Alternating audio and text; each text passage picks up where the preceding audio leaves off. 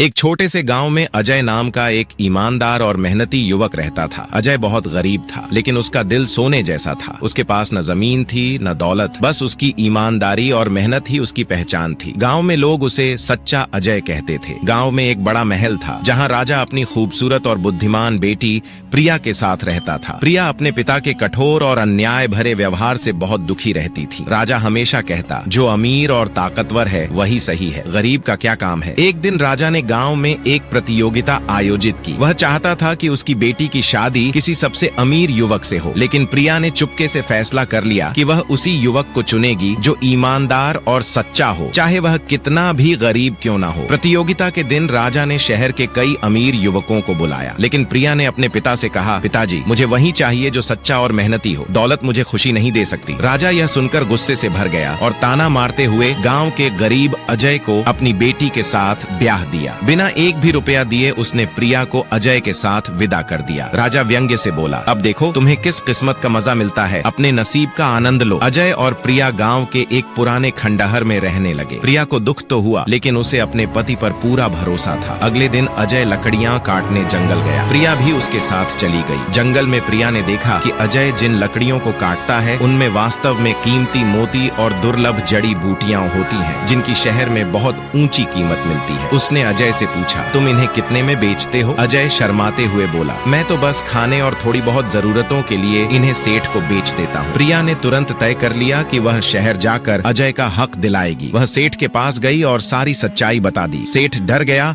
और हाथ जोड़कर माफी मांगने लगा। उसने अजय को पिछले 4 सालों की पूरी सही कीमत लौटा दी। इतना ही नहीं, प्रिया ने गाँव में राजा के सामने यह साबित किया कि असली ताकत ईमानदारी और मेहनत में होती है। राजा शर्मिंदा हुआ और अजय और प्रिया दोनों का सम्मान करने लगा। अंत में अजय और प्रिया ने अपनी मेहनत और सच्चाई से एक खुशहाल जीवन बनाया और पूरे गांव के सामने सच्चाई और न्याय